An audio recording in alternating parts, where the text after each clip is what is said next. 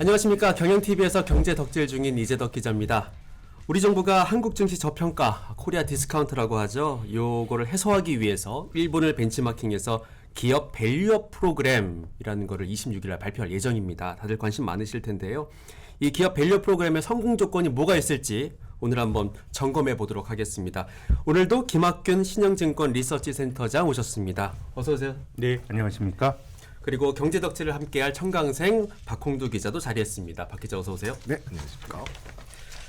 지금 조금 전에 이제 휴게실에서 만난 회사 선배들도 다들 관심 있는 게 기업 밸류 프로그램 어떤 게 나오는 거야? 이렇게 다들 궁금해합니다. 예.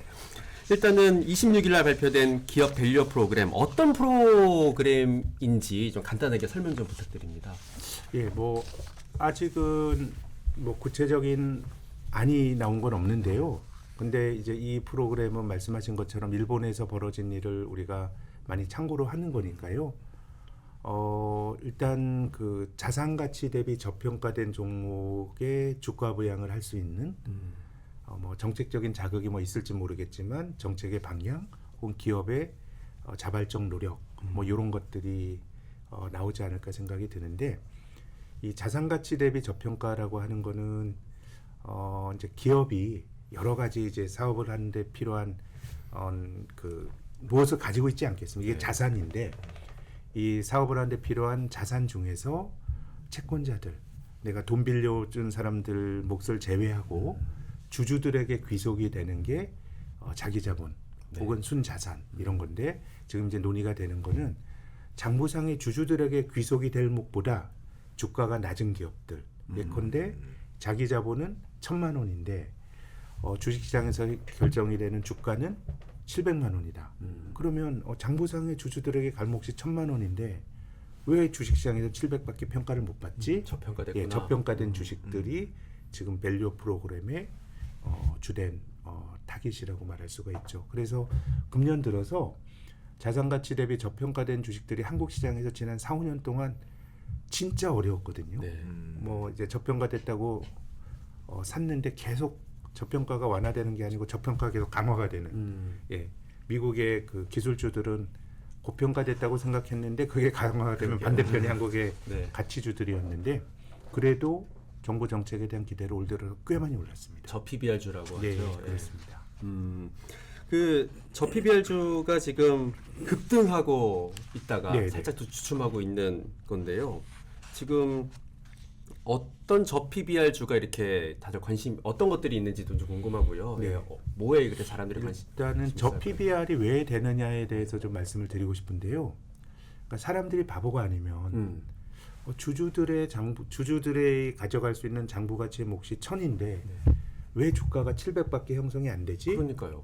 그건 왜 그러냐면 이런 기업들은 과거에는 화려했으나 미래에는 걱정이 많다. 이런 게 이제 투영이 된 거예요. 과거에 돈을 많이 벌었으니까 기업에 자산이 이렇게 있는 거거든요. 근데 이 기업이 미래에는 과거보다 잘 못할 것 같아. 그러니까 이제 이게 디스카운트가 된 겁니다. 그래서 이제 이게 일본에서 시작이 된 것도 여러 가지 시사점이 있는데, 그러니까 일본이란 나라가 어떻게 보면 굉장히 그 80년대까지 잘 나가는, 전 세계에서 가장 잘 나가는 나라이다가 한 30년 어려움을 겪은 거 아닙니까? 네. 그러니까 일본에 그런 기업들이 굉장히 많은 거예요. 많이 쌓아놨지만 미래에 대한 우려 때문에 이게 저평가된 주식들이 이제 많은 거거든요. 그래서 이게 일본에서 이런 일이 시작이 된 게 아베가 집권하고 나서 이런 문제의식을 가졌던 것 같아요. 부가 기업에게 많이 가 있는데 이 기업이 나라의 총량적인 부를 잘 늘리지 못할 것 같아. 그러면 그거 할 수 있는 방법은요, 기업이 이 부를 늘릴 수 있는 방법을 제시하면 돼요. 우리가 이렇게 사업을 해서 앞으로 잘해볼게요. 근데 그게 어려우니까 지금 의심을 받는 건데, 그렇죠. 그걸 공무원들이 이 계획을 세우라 그래서 갑자기 나오긴 힘들거든요. 그럼 두 번째 방법은 주주들에게 돌려줘야 돼요. 그 부를 기업이 꼭 쥐고 있는 것보다 예컨대 배당을 통해서 주주들에게 돌려주면 주주들이 그거 가지고 소비도 할 수 있고요. 그렇죠. 그 돈을 더 생산적인 기업에 투자할 수도 있어요. 그래서 이제 일본에서 벌어진 일은 정체된 경제 하에서 기업에게 가 있는 부를 한번 순환시키기 위한 프로젝트가 일본이 2014년부터 이제 아베가 집권한 게 2012년 12월이고요. 아베의 그 경제 책사 중에서 히토츠바시 대학 교수인 이토라는 사람이 이토 리포트라는 걸 2014년에 발표를 했어요. 그거는 결국은 기업들이 가지고 있는 앞에 가로치고 능력 없는 기업들이 가지고 있는 부를 돌리기 위한 프로그램이었고 핵심은 주주환원이에요. 주주들에게 돌려줘라. 배당 같은 거 말씀하시는 배당이나 자사주 매입을 통해서 자사주 돌려주는 거고 뭐 이런 개념은 조금 어려울 수도 있지만 자기 자본 이익률이라는 개념이 있거든요. 그러니까 우리가 살아가는 사회가 자본주의를 산다고 하잖아요. 자본이 얼마나 중요하면 우리가 자본주의를 살아요. 근데 이제 주식 투자자에게 자본은 아까 말씀드린 주주들에게 귀속이 되는 자기 자본인데 이게 주주들의 몫이거든요. 그럼 혹시 단기 순이익이란 개념을 들어보셨는지 모르겠네요. 1년 동안 기업이 영업 활동을 해서 은행에 빚진 그 채권의 채무에 대한 이자 다 갚고 세금 다 내고 남는 게 단기 순이익이에요. 이건 주주들에게 귀속이 되는 몫이에요. 그래서 단기 순이익을 자기 자본으로 나눈 게 자기 자본 이익률 ROE예요. 이거는 어떻게 보면 자본 효율성을 보여주는 지표가 ROE고요. 지금 미국 주가가 많이 올라가는 이유는 미국 시장의 ROE는 한 17%예요. 한국의 최근 ROE는 5%예요. 그러니까 자기 자본이 잘 증식이 안 되는 거거든요. 근데 기업 입장에서도 만약에 배당이나 자사주 매입을 하게 되면 이게 자기 자본에서 빼서 주는 거예요. 그러면은 제가 앞서서 자본 효율성이라고 하는 거는 이익을 자기 자본으로 나눈 거라고 말씀드렸는데 배당이나 주주 환원을 하게 되면 자기 자본이 줄어들어요. 그러니까 이건 분모가 줄어드니까 ROE가 높아지는 효과가 있으니까 능력 없는 기업은 자본을 줄임으로써 자본 효율성을 찾아나가는 효과가 있고 주주들에게는 그 돈을 받아가지고 생산적인 쪽으로 돌릴 수 있는 그런 효과가 있기 때문에 일본은 그런 문제의식을 가지고 2014년부터 지금까지 저는 하고 있다고 생각합니다. 2014년에서 이제서야 최근에 들어와서 일본 그게 이제 반영이 되는 거잖아요. 그렇지는 않고요. 그러니까 우리가 투자자들의 관심으로 보면 한국 사람들이 거의 뭐 이제 뭐 서학개미라 그래서 미국 주식만 사다가 그렇죠. 작년에는 미국 주식도 팔았어요. 중국은 이제 뭐 좀 안 좋아하게 계속 팔고 있는데 작년에 처음으로 이제 일본 주식을 한국 개인 투자가가 순매수했어요. 그 투자자들의 관심은 작년부터 이제 일본이라고 하는 나라가 투자의 대상으로 떠올랐는데 일본 주식이 오르기 시작한 건 2013년부터 올랐습니다. 그렇군요. 예, 우리가 주목한 건 작년이었지만. 그러니까 보통 이제 우리가 투자를 할 때 투자는 싸게 사서 비싸게 파는 게임인데 일반적으로 우리가 관심을 갖는 거는 많이 오른 다음에 관심을 갖기 시작해요. 예. 그래서 항상 그러니까 왜 항상 그럴까요? 왜냐하면 그것은 그 우리가 어떤 펀드 같은 거 가입할 때 보통 이제 마케터들이 잘 나가는 성적표를 주고 이거 하세요 하잖아요. 그래서 모든 것들은 일종의 추세가 있기 때문에 올라가면 갈수록 그게 자기 강화적 속성이 있고 또 본질적으로 모든 예측의 행위는 우리가 일본에 투자할까 한국에 투자할까 미국에 투자할까는 미래를 보는 거잖아요. 근데 극단적으로 미래는 알 수가 없어요. 현 시점에서 미래는 검증되기가 힘들어요. 그렇기 때문에 미래는 너도 모르고 나도 모르기 때문에 미래에 대한 의사결정에 가장 큰 영향을 주는 건 뭐냐면 지금 보고 있는 현상과 가까운 과거예요. 그 일이 계속 지속이 될 거란 편향을 갖고 있으니까 올라갈 땐 한없이 올라갈 것 같고요. 떨어질 땐 한없이 떨어질 것 같아요. 그래서 우리가 마음이 시키는 대로 하면 고가 매수와 저가 매도를 반복할 가능성이 되게 높아요. 그래서 어쨌든 다시 일본으로 돌아가면 그런 점에서 보면 이제 한국도 어렵고 하니까 일본 괜찮네. 작년부터 돈이 들어갔는데 일본 주식시장 아베가 들어온 2013년부터 올해까지 올해 2달이지만 일본 한 15% 올랐거든요. 12년 동안에 한국 코스피가 일본의 니케이 225를 이긴 게 3번밖에 없어요. 12년 동안에 9개 년은 일본이 훨씬 좋았어요. 그러니까 이미 일본 시장에서 2013년부터 시작이 됐고 아베 들어오기 그 이전에 2000년부터 2012년까지 보면 그 13년 동안에 한국이 일본한테 진 게 3번밖에 없었어요. 그러니까 그때는 한국이 좋았고 지난 10년은 일본이 훨씬 더 좋았던 것이죠. 예. 그러면 일본의 그 기업 밸류 프로그램을 우리가 벤치마킹해서 가져오면 네. 저희도 그런 효과를 당장 누릴 수가 있는 거예요? 저는 일본은 일본에는 바로 있고, 됐다고 바로 올라갔다고 하니까요. 일본에는 있고 한국에는 없는. 물론 이제 일본 주가가 올라간 거는 일본 중앙은행이 돈을 엄청 많이 풀었잖아요.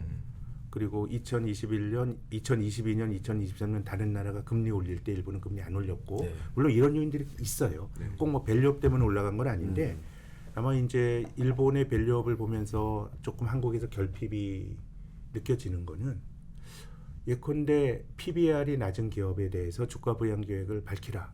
근데 안 밝히면 어떻게 돼요? 그럼 어떻게 합니까? 일본도 작년 4월 달에 도쿄 증권거래소가 PBR 1배 미만의 기업에 대해서 주가 부양 계획을 밝히라고 했는데 네. 그 PBR 1배 미만이 작년 4월 현재 그 얘기가 처음 나왔을 때 한 1,600개가 있었나 봐요. 근데 올해 1월 초에 그걸 리뷰를 하면서 600개는 우리가 밝히라는데 아직 뭐 반응이 없네. 이런 걸 했거든요. 근데 반응이 없으면 일본이나 한국이나 뭐 어떻게 합니까? 방법이 없어요. 그렇죠. 어쩔 수 없죠. 그럼 일본이 자본주의에서. 그거를 어떻게 했냐면 그걸 공무원들이 할 수가 없고요. 공무원들은 큰 방향을 제시해 주는 건 저는 굉장히 뭐 훌륭하다고 생각하는데 그건 주주들이 해야 돼요. 그 기업의 이해관계는 주주잖아요. 배당을 요구하는 것도 주주고 주주의 권리가 있고 그래서 일본이 아베가 들어오고 나서 어떻게 했냐면 주주들의 힘을 통해서 기업을 바꿔보려고 노력을 많이 했고 그래서 주주 행동주의를 아베가 일본으로 초대했습니다. 왜 초대냐 하면 일본이나 한국이나 이렇게 생각해 보면 비슷한 나라거든요. 그냥 뭐 연줄이 중요한 나라죠. 학연, 지연 다 걸려 있어요. 주주 행동주의는 그 기업의 경영자나 지배주주의 척을 지는 행동이거든요. 그러면은 한국의 돈만 결국 금융시장 돈 가지고 하는 건데 어떤 돈이 한 달이 건너면 다 아는 사람과 척을 지겠어요. 그때 일본은 그래서 일본의 연고가 없는 이해관계가 없는 미국계 주주 행동주의를 불러들였어요. 네. 우리나라 와서 주주 행동주의 좀 해. 근데 우리도 그런 경험이 있습니다. 우리나라가 IMF 외환위기가 나고 나서 김대중 정권에서 자본시장 개방을 통해서 한국에 요즘 많이 말하는 거버넌스를 바꿨죠. 외국인들의 힘으로. 외국인이 막 요구하면서. 네. 그렇죠. 그래서 그걸 했어요. 근데 이제 중요한 거는 그런 기업들이 좋아할까요? 안 좋아하겠죠. 뭐 이것저것 요구하니까 물론 이제 주주권이란 건 중요하지만 기본적으로 그 자본시장의 요구는 다분히 단기적입니다. 맞아요. 우리나라 개인 투자가의 주식 회전율이 한 300~400% 된다 그래요. 한 3개월 들고 있으면 팔아요. 그러면은 그게 어찌 그 기업의 장기적인 이해관계와 주주가 장기적인 이해관계를 갖겠어요. 상당수 주주들은. 그러니까 당장 기업들에게 입에 맞는 뭐 배당 늘려라 막 이런 정도를 하는 거예요.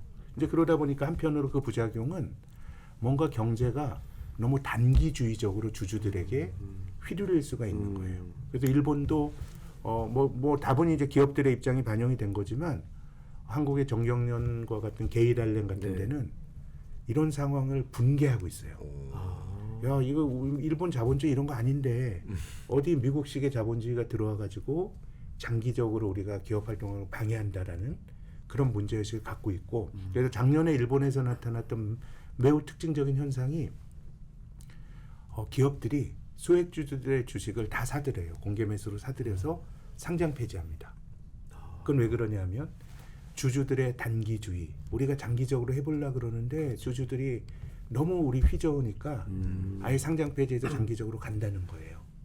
그래서 어떻게 보면 지금 일본에서 벌어지는 전 주가 상승을 한편으로 보면 과거를 팔아서 올라가는 느낌도 들어요. 과거에 쌓아놓은 건 있는데 결국은 그 자본주의가 잘 되려면 이 부가 증식이 돼야 되는데 이 부를 그냥 돌리면서 이제 주가가 올라가는 게 되는 건데 그래서 저는 다시 그 한국으로 돌아오기 전에 일본이란 나라도 뭐 관계지향적 사회고 그럼 왜 그거를 그러면 아베가 주주행동주의 같은 것들을 할 때 일본 사회가 수용했나? 어쨌든 수용하니까 일본 사람들이 그런 활동하는 건데 그래서 특히나 이제 외국계 자본들이 들어오고 이런 사람들이 이제 뭐 솔직히 우리나라 주주행동주의 얘기를 하게 되면 되게 뭐야 뭐 외국계가 왜 와가지고 우리나라에서 돈 내셔널리즘이 발동하죠. 그렇죠. 어디 그 우리 돈 먹고 튀고 우리 이렇게 뭐 생각하죠. 몇몇 대기업은 이 대기업이 한국을 먹여 살린다라고 하는 뭐 옳고 그르건 간에 그런 관념이 존재하는데 어디 뭐 외국계 뭐 펀드가 가지고 한다 그러면 한국은 내셔널리즘이 발동할 수 있는데요. 사실 저는 일본도 그런 나라였어요. 근데 일본이 그런 변화를 수용할 수 있었던 거는 저는 일본이 역설적으로 아주 망했기 때문이라고 봐요. 우리나라가 IMF 외환위기를 겪으면서 지금 생각해 보면 그들의 정책이 다 합리적인 것도 아닌 것도 있지만 그냥 다 수용하는 거예요. 그래서 아베가 들어오기 직전의 상황을 생각을 해보면 일본이 거의 뭐 주식으로 치면 89년이 고점이고 부동산이 붕괴되기 시작한 건 91년부터 붕괴됐어요. 잃어버린 20년을 보냈어요. 그러니까 뭐 뭘 해도 안 돼요. 그러니까 지금 우리가 하는 뭐 중앙은행의 양적 완화, 코로나 때 뭐 돈 푼 거 미국이 푼 거 일본이 더 먼저 했어요. 막 소비가 안 되니까 상품권 나눠주고 2000년대 초에 중앙은행이 채권뿐만 아니라 주식까지 사는 이런 거 했는데도 안 됐어요. 안 됐을 때 일본인들이 선택했던 건 2009년도에 정권을 한번 바꿔봤어요. 자민당이란 보수정당이 장기 집권하는데 민주당으로 바꿨죠. 근데 뭐 민주당으로 큰 변화를 줬지만 그들의 무능력만 확인하고 정권을 잃어버렸어요. 그리고 2011년 3월 달에 동일본 대지진이 있었죠. 저는 일본이 지진 많은 나라지만 아주 실존적으로 전 일본인들이 야 이제 하늘도 우리를 안 도와주는구나라고 생각했을 거예요. 그러니까 그때 등장한 게 아베고요. 그러다 보니까 이 사람이 칼을 휘두르는 거에 대해서 아무도 저항하지 못하고 그냥 받아들인 거라고 저는 생각해요. 그런 점에서 보면 우리도 저는 뭐 밸류 프로그램이 주주 행동주의나 이런 것들이 수반이 돼야 된다고 생각하는데 그것이 장기적으로 한국 경제에 도움이 될 거냐 말 거냐는 또 다른 측면에서 부작용도 있을 거라고 보지만 주주들 입장에서 보면 그게 있어야 된다고 보거든요. 그럼 과연 한국이 그런 것들을 수용할 준비가 되어 있는가? 제가 예. 일본 증시 시장은 잘 몰라서 그런데 네. 일본 지금 그 기업들의 그 배당률은 어느 정도예요? 주주 환원율이 대충 자사주 보통, 일본이 한 50% 정도 돼요. 한국은 25% 정도 되고요. 그러면 우리보다 많이 배당을 주는 거 아니에요? 그거는 주주 행동주의 해석을 해요. 최근에 바뀌어요. 아 그래요? 그러니까 일본 주가가 제가 뭐 10년 올랐다고 말씀드렸는데 이제 처음에 오를 때는 이제 돈을 많이 풀고 이러면서 이제 양적 완화나 또 엔화가 약해지면서 수출 조정도 올랐고 주주 행동주의가 활성화된 건 최근에 한 3, 4년이에요. 아니 저 투자자 입장에서 생각해 보면 그렇게 단기적인 어떤 수익만 보고서 서너 달 정도만 투자를 하는 이유는 네. 결국에는 배당을 그만큼 안 줘서도 이유가 되는 거잖아요. 그런 것도 있죠. 그만큼 네. 돈을 못 버니까 주주 입장에서는. 네. 그러면 거기에다가 돈을 박을 이유가 없는 거죠. 네, 사실. 네. 그러니까 배당률을 지금보다 올리면 네. 배당금을 올리면 당연히 이 3, 4개월은 3년, 4년이 될 수도 있는 거 아니에요. 그렇게 접근해야 되는 거 아닌가요? 그렇죠. 그것이 투자자들의 행태로 바뀔 수 있죠. 그러니까요. 사실 우리가 주식을 잘 사고 파는 타이밍을 알기 위해서 노력하지만 그건 본질적으로 알 수가 없어요. 그렇지만 이제 배당이라는 건 어떻게 보면 내가 이 주식을 오랫동안 들고 갈 수 있는 나름의 좀 명분이 되는 거거든요. 중간중간에. 사실 정기예금에 넣는 것보다 괜찮은 주식에 넣어서 배당금을 따박따박 받는 거를 원하지 배당금도 얼마 주지도 않으니까 이제 올라가는 그것만 보면서 다들 투자를 하는 거거든요. 네. 사실 그것만 바꾸면 되는 게 사실 밸류어 프로그램의 한 부분 아닌가 싶기도 그래서 하고요. 지금 이제 이것도 굉장히 논란이 많죠. 이 배당 소득세에 대한 걸 어떻게 그렇죠. 조정할 거냐. 또 장기 투자자들에게 혹시 뭐 어떤 또 메릿을 줄 수 있느냐. 뭐 이런 것들이 좀 논의가 되고 있는 것 같고. 그리고 어쨌든 이거 중요한 건 아무튼 주주 환원이고. 그래서 한국은 상법 개정안이 이제 좀 이슈가 되죠. 네. 1월 초에 대통령께서도 증권거래소에 오셔서 이제 주주 친화적으로 상법 개정은 바꿔야 된다 이런 말씀도 하셨는데, 그러니까 지금 우리나라 상법에는 이사, 결국 기업 경영을 하는 사람들이죠. 이사의 충실 의무가 회사에 충실하도록 돼 있어요. 근데 여기서 주주의 비례적 이익 요게 들어간다 그러면 예컨대 뭐 이제 물적 분할 같은 거 하면 기존 회사 주주들이 손을 많이 봤거든요. 네. 그럼 뭐 또 다른 논란이 있을 수 있어요. 좀 이제 다퉈봐야 되겠지만 주주들에게 부정적인 영향을 주는 행동을 하게 되면 이사가 나중에 이제 배임이나 이런 소지가 있을 수 있기 때문에. 근데 일본은 적대적 M&A를 가로막는 규정 이런 것들 계속 커드를 낮추고 있어요. 그러니까 일본은 진짜 어떻게 보면 주주권 행사를 통해서 이걸 바꾸는 거고. 네. 그래서 저는 앞으로의 관전 포인트는 우리가 뭘 민간에서 할 수 있는 그런 발판이 마련이 되느냐가 되게 중요하고 그런 점에서 떠오르는 게 스튜어드십 코드예요. 이게 그 문재인 정권 때 국정 과제였어요. 네. 기관 투자가들의 주주권 행사를 통해서 한번 지배구조를 바꿔보고 하자는 건데 그게 안 됐던 것도 이 주식이라고 하는 거는 이게 평등한 거 아니에요. 우리가 투표할 때야 1인 1표지만 주식은 1주 1표예요.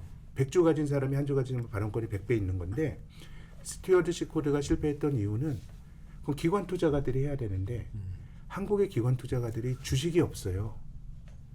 예, 물적인 토대가 없어요. 한국의 기관 투자가 중에 주식이 많은 거는 연기금밖에 없거든요. 그렇죠.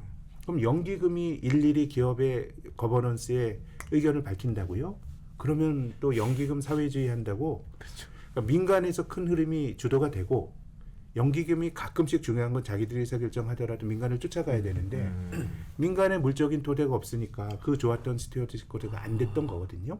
그래서 밸류업 프로그램도 여하이 민간이 할 수 있는 그런 기반이 마련되느냐가 되게 중요하고. 그게 돼 있어야 되겠구만 바탕이. 예, 그래서 저는 이번에는 다음 주에 발표될 밸류 프로그램의 내용도 중요하지만 네. 이번에 이제 주총 시즌에 뭐 여러 가지 요구들이 뭐 있다는 거 아니에요. 어떤 거는 주주들의 무리한 요구일 수도 있고 어떤 거는 정당한 요구일 수도 있는데 이런 변화에 대한 수용도 같은 것들이 제 생각에 굉장히 중요할 것 같고 네. 일본은 뭐 M&A 규정 낮추고 하는 게 제도적으로 그런 발판을 만드는 거거든요. 그래서 이제 상법 개정안도 뭐 논란이 많죠. 지금 이제 기업단체에서는 원치 않고 앞서 말씀드린 뭐 너무 단기주의로 뭐 그런 주장할 수 있다고 봐요. 근데 어쨌든 투자자의 입장에서는 그런 제도적 변화가 투자자 입장에 굉장히 좋은 변화입니다. 그래서 그런 것들이 수반이 될 거냐 뭐 이런 것들이 장기적인 관전 포인트라고 저는 봅니다. 그렇군요. 우리가 일본과 좀 확실히 다른 거는 일본은 뭔가 민간의 힘이 있었다. 네. 그것 민간의 힘이 어느 정도 있었던 거는 그런 여러 가지 소액주주를 위한 제도들도 마련돼 있었지만 사실 한번 크게 망하면서 마치 우리나라의 IMF 때 그 여러 가지 제도들을 들여왔던 것처럼요. 네. 그런 것들을 거치면서 이제 수용하게 되는 그런 것들이 있었군요. 근데 우리나라는 뭐 그렇다고 망할 수는 없는 거니까 그러면 이제 영화 상법 개정안이라든지 그런 민간을 위한 뭔가 토대를 좀 만들어 나가야 된다. 저는 그렇게 봅니다. 네. 그렇군요. 근데 또 말씀하신 거 들어보니까 이게 사실 일본에 있었던 그 저 PBR주 뭐 요 이슈 기업 밸류 프로그램이 사실 능력 없는 기업들 저 PBR 기업들의 배당을 좀 밀리고 이런 프로그램이잖아요. 근데 사실 미래 성장 그러니까 기업들이 미래 성장을 위해서는 돈도 좀 쌓아두고 이걸 가지고 투자도 하고 네. 이래야 되는데 자칫 이 기업 밸류 프로그램 요 표면적인 것만 자꾸 보게 되면은 그 기업들이 돈을 미래 뭔가 사업을 위해서 돈을 쌓아두지도 못하고 갖고 있는 자산은 계속 쓸 수밖에 없고 네. 그럼 결국 저 PBR 주 이쪽 기업들은 단기적으로는 잠깐씩 주주들한테 좋은 네. 그 환원을 할 수 있지만 네. 장기적으로 볼 때는 기업이 망하는 그게 이제 정책에 내재가 된 리스크죠. 그러니까 사실 배당이란 것도 할 수 있는 여력이 있는. 그러니까 근데 능력 없는 기업이라고 말씀드렸지만 정말 유동성이 딸리고 이런 기업들은 배당하면 망하는 기업들은 할 수가 없는 거고요. 어느 정도 그 쌓아놓은 자산은 있는데 자본의 유연성이 떨어지는 재무적으로는 ROE가 낮은 기업들은 저는 주주들과 소통할 의무가 있다고 봐요. 이제 상장돼서 주식을 사는 건 불특정 다수가 사는 거고 상장되기 전에 불특정 다수의 자금을 지원을 받은 거니까 그럼 이제 소통을 해야죠. 우리가 이렇게 하기 위해서 배당이나 자사조율 매입 안 하고 우린 이거 하겠습니다라고 해야 될 책무가 전 상장사에 있다고 보고요. 네. 그런 게 아니면은 주주환원을 해야죠. 그런 커뮤니케이션의 과정이 저는 필요하다고 봅니다. 그리고 앞서 말씀드린 것처럼 주주자본주의에 내재가 된 단기성은 이 프로젝트가 갖고 있는 장기적인 위험 중에 하나입니다. 민간의 힘을 기르는 게 이제 중요하다. 네. 이런 얘기하시는데 사실 그거는 일본도 되게 긴 시간이 걸린 거잖아요. 어떻게 보면. 네, 그럼 그렇죠. 그렇죠. 근데 지금 우리는 그 긴 시간을 기다릴 여유는 없을 것 같고요. 네, 네. 그러면은 당장 예를 들어서 이제 그 이번에 기업 밸류 프로그램에서 강력한 규제라 그 권고가 아니라 네. 뭔가 이렇게 강제, 강요 뭐 이런 것들이 나오지 않으면 큰 효과를 과연 정말 볼 수 있을까? 장기적으로 봐야 된다고 저는 봅니다. 앞서 말씀드린 이토 리포트가 나온 게 2014년 8월이고요. 예. 아베가 주주행동주의자들 일본에서 좀 해주세요라고 하는 기업들의 반발을 무릅쓰겠던 것도 그때고 네. 한 2019년부터 이제 일본의 주주권 행사가 아주 비약적으로 늘어났으니까 한 5년의 시간이 이제 걸린 거고요. 그래서 이것도 너무 단기적인 이슈로 바라볼 문제는 아닌 것 같고 이것이 그 나라 금융시장의 플레이어와 네. 문화와 주주권에 대한 태도 이런 변화들이 결국은 같이 수반이 돼야 가능한 거 아닌가라는 게 제 생각입니다. 그러니까 장기적으로는 주주들이 해야죠. 공무원이 어떻게 합니까? 그렇죠. 아주 거기에 대한 본질적인 이해를 가지고 있는 주주들이 할 수 있는 발판이 네. 마련되어야 된다고 저는 봅니다.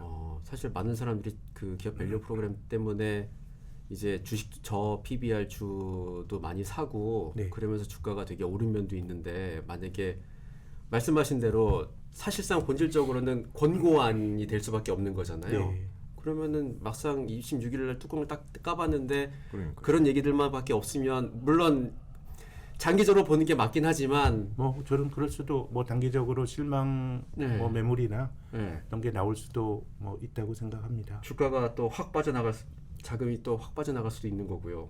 네, 이거 어쨌든 뭐 좀 긴 호흡에서 봐야 될 부분인 것 같고 그리고 또 최근에 저 PBR 관련해서 철저하게 좀 주주 환원의 관점에서 해석하실 필요가 있고 그럼 최근에 오른 종목들 중에서 저 PBR인 건 맞는데 그 자산이 주주 환원을 하기가 힘든 자산들이 있어요. 예컨대 자산은 많은데 내가 영업하는데 필요한 자산이에요. 그럼 그게 저 PBR이라고 하더라도 그건 뭐 영업의 기반을 깨트리면서까지 배당하는 건 좋은 건 아니잖아요. 할 줄도 없고 그렇기 때문에 조금 이제 다 같이 올라갔는데 예컨대 이제 기업이 가지고 있는 자산의 질이나 네. 좀 유효 자금이 있어야 돼요. 예, 유효 자금이 있어야 되니까 뭐 그런 것들의 기대가 형성이 된다 그러면 저도 뭐 우리나라 관료들도 이걸 뭐 단칼에 뭐 해결하고 쉽게 뭐 못한다는 걸 알 거고요. 네. 보다 이제 긴 관점에서 또 그 자체가 저평가된 거니까 투자의 대상으로는 또 우리가 가져갈 수 있는 주식이에요. 특히나 배당이나 이런 게 바뀐다 그러면 말씀하신 것처럼 뭐 그 좋은 거잖아요. 저평가돼 있고 배당도 받을 수 있다 그러면 그래서 좀 뭐 너무 진보한 얘기지만 자산에 따라 옥석도 가려야 되고 조금 긴 호흡에서 접근을 뭐 기대감으로 오른 건 제 생각에는 올 초에 꽤 많이 이미 올랐다고 봅니다. 뭐 박 기자님 혹시 뭐 갖고 있는 저 PBR 주 같은 거 있으세요? 아니요, 저 PBR주를 신뢰하진 않는데 네. 전반적으로 아까도 말씀드렸지만 그 국내 주식 그 주식들 기업들이 배당률이 너무 낮아요. 제가 보기엔. 그러니까 투자자들 입장에서 보기엔. 네. 그래서 거의 뭐 6% 주면 뭐 7% 주면 많이 준다고 하잖아요. 사실 그건 배당금이 되게 큰 거죠. 네. 그것도 엄청 큰 거예요. 근데 사실 그런 부분에는 조금씩 올릴 수 있고 그렇게 해서 주주들한테 환원이 된다고 한다면 좀 야, 그게 장기적으로 왜 그럼 한국 기업들이 왜 태생적으로 배당을 안 주겠어요? 왜 배당? 물론 이제 설비 투자가 많이 들어가는 비즈니스를 하기 때문도 그렇지만 저는 지배구조의 문제라고 봐요. 대주주들의 지분율이 너무 낮아요. 그러니까 뭐 관계사를 통해서 이제 하다 보니까 네.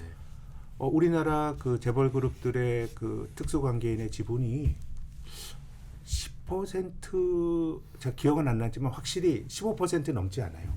그럼 그 배당이라고 하는 거는 다른 주주들과 다 나눠 갖는 거예요. 그러니까 배당의 인센티브를 갖지 못하고 또 굉장히 논란이 많지만 저는 상속세율이 너무 높다고 생각하는데 상속세는 또 많이 내야 돼요. 그러면은 이 배당을 통해서 85% 다른 주주들과 나눠 갖는 것보다 비상장 회사를 밖에 세워놔. 대주주들의 지분율이 높은. 네. 그럼 이쪽으로 일감을 몰아주는 거예요. 전형적이죠. 그렇죠. 그럼 이런 거 바꾸는 걸 누가 해야 되냐면 뭐 공정거래법이 해야 되고요. 네. 근데 공정거래법이 하는 거는 자산이 큰 회사들은 일감 몰아주기를 못하지만 네. 자산 거기 해당 안 되는 기업들은 할 수 있어요. 그럼 그걸 하는 건 주주들이라고 생각해요.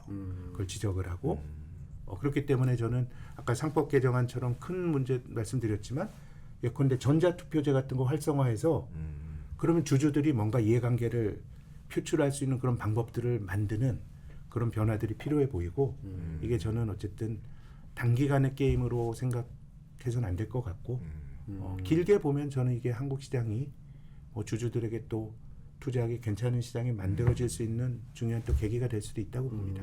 지금 또 코리아 디스카운트 얘기가 나와서 말이야 좀 지난 얘기긴 하지만 금투세 폐지 이런 거는 어떻게 보세요? 저는 우리가 부동산 쪽으로 경제적 자원이 많이 가는 나라잖아요. 네.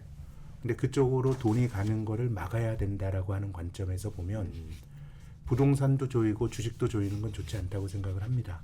그런 점에서 보면 안 내던 세금을 굳이 그 시점에서 내야 되냐. 실은 부동산을 많이 막았던 문재인 정권에서 결정한 거잖아요. 그런 점에서는 조금 유감이고요. 다만 모든 거는 세금은 내기 좋을 땐 없고 네. 적응의 문제예요. 우리나라 세금 없는데 세금 낸 미국에서 투자하잖아요. 네. 그러니까 그 시장이 가지고 있는 본질적인 어떤 매력의 문제이지 세금 때문에 안 된다. 이것도 저는 과한 주장이라고 봐요. 그렇군요. 뭐 거의 마칠 시간이 되긴 했는데요. 그 마지막으로 좀 좀 여러 가지 질문을 한꺼번에 드리면 이제 한국 증시가 좀 이제 앞으로 어떻게 될지가 일단 궁금하고요. 그것과 반대로 이제 어제는 이제 미국 증시 얘기를 했지만 사실 일본 증시, 중국 증시에 대한 관심이 되게 높으시거든요, 다들. 네. 그렇죠. 특히나 일본 되게 잘 되고 있었고 또 지금 중국도 중국 정부가 증시 부양, 좀 경기 부양하려고 여러 가지 대책들 내놓고 있지 않습니까? 지준율이라든지 기준금리라든지 전반적으로 한국 증시는 어떻고 일본과 중국은 좀 어떨지 이런 것 좀 설명해 주세요. 뭐 일본 증시는 좀 좋은 게 많이 보이고 네. 주가도 많이 올랐고요. 한국과 중국 증시는 조금 걱정이 많고 주가는 싼데 근데 이제 앞서 말씀드린 것처럼 일본 주식은 좀 많이 오른 것 같아요. 예, 이제 뭐 밸류에이션도 되게 높아졌고 네. 뭐 그런 거라 그러면 이게 뭐 주가가 어디까지 오르고 이런 건 우리가 알 수는 없지만 뭐 명백하게 주식하기에 뭐 좋을 정도로 이 매력이 있는 시장은 이미 아닌 것 같고 중국의 경우는 저는 투자의 리스크가 너무 커진 것 같아요. 이게 뭐 주가가 많이 오를 수도 있는데 네. 주식이라고 하는 게 그 종이 쪼가리가 아니고 소유권에 대한 고도의 존중이나 보호가 돼야 되는데 시진핑 들어와서 저는 뭐 그들이 공동부유도 말하고 했는데 그건 그들의 권리예요. 중국 사람이 그 선택할 수 있어요. 그렇지만 한국에서 투자하는 입장에서 굳이 그런 나라에 내 돈을 맡겨야 되냐 그러면 중국이야말로 정치 권력으로 파생되는 거버넌스 리스크가 너무 큰 나라인 것 같죠. 네. 돈을 묻어두기에는 그런 생각이고 한국은 저는 뭐 큰 변화가 없으면 장기 박스권. 그러니까 주식 시장이 추세적으로 올랐던 게 역사적 3번 있어요. 70년대 오일 머니가 막 중동 건설만 들어올 때 주식이 8년 올랐고요. 네. 80년대 한 5년 올랐던 건 3조 호황. 당군일의 경기가 가장 좋았던 그때 올랐고 2003년부터 2007년까지 중국이 좋을 때 올라갔어요. 그건 한국이 경제 활력이 있어야 주식이 올라가는 시장인데 그게 없죠. 그래서 우리나라 주공주가 지수가 한 지금 2,600 하는데 2,000포인트 처음 간 게 2007년입니다. 그럼 16년 지나서 30% 올랐으면 연율로 한 1.5%밖에 못 오른 거예요. 그럼 이걸 받아들여야죠. 박스권을 받아들여야 되고 여기서 주가 지수가 레벨업 될 수 있는 조건은 제 생각에 우리가 논의한 것처럼 지배구조 개선이나 뭐 이런 것들이 변화가 된다 그러면 저는 우리 주식이 뭐 한 4,000포인트 가도 뭐 이상한가? 그래도 약간 디스카운트일 것 같은데요. 예, 그래서 뭐 본질적인 펀더멘탈 뭐 성장이라든가 기업 이익으로 보면 뭐 박스권이고 이럴 때는 기다려야죠. 예, 뭐 애매할 때 안 하고 남들 안 할 때 주식을 네. 뭐 한 1-2년 뭐 1년에 한 번 정도씩은 기회가 오니까 박스권의 미덕은 늦었다 싶으면 기다리는 거예요. 예. 마음이 편할 때 사면 굉장히 이제 네. 예. 근데 우리는 올라가면 마음이 편해지니까 약간의 이제 역발상 투자 생각을 해야 되고 지금 벌어지고 있는 지배구조 개선이나 주주 중심의 어떤 제도, 어떤 문화 네. 이런 것들이 정착이 되면 저는 올라가는 시나리오는 그거 아닐까라는 생각을 갖고 있습니다. 예. 그럼 만약에 센터장님 직접 투자를 하신다면은 한국, 일본, 중국, 미국 이런 데서 어디 쪽에 더 한국? 저는 뭐 잘 아는데 투자해야 된다고 생각해요. 예, 그래서 그리고 또 일본은 주가가 많이 올랐지만 엔화가 많이 약했어요. 아, 그렇죠. 그래 맞아요. 그렇게 보면 우리가 엔화까지 생각하면 뭐 이렇게 주식이 니케이가 보여주는 것만큼 많이 오르진 않은 나라거든요. 네. 그래서 저는 미국이나 한국 같은 나라, 한국에서 싼 주식 가지고 기다리는 그런 것도 좋은 선택이라고 봅니다. 한국도 재미없지만 한 3년에 한 번은 기회가 와요. 3년에 한 번이. 기회온데 3년에 한 번. 3년에 한 번. 그럼요. 아, 네. 예, 2017년, 2020년. 예. 그러니까 이거 아니면 아닌 건 없어요. 예. 늘 기회는 있죠. 네. 예. 근데 박스권에선 그걸 너무 조급함이 좀 박스권에선 좀 좋지 않은 것 같아요. 예. 그렇군요. 네. 오늘 뭐 여기까지 듣도록 하겠습니다. 네. 오늘도 어제에 이어서 오늘도 깊이 있는 분석 해주신 김학균 센터장님 감사합니다. 네, 감사합니다. 청강생 박홍도 기자도 수고하셨습니다. 네, 고생하셨습니다. 세상을 조금 더 이해하기 위한 경제 덕질은 내일 오전 11시에 다시 시작합니다. 함께해 주신 여러분 감사합니다.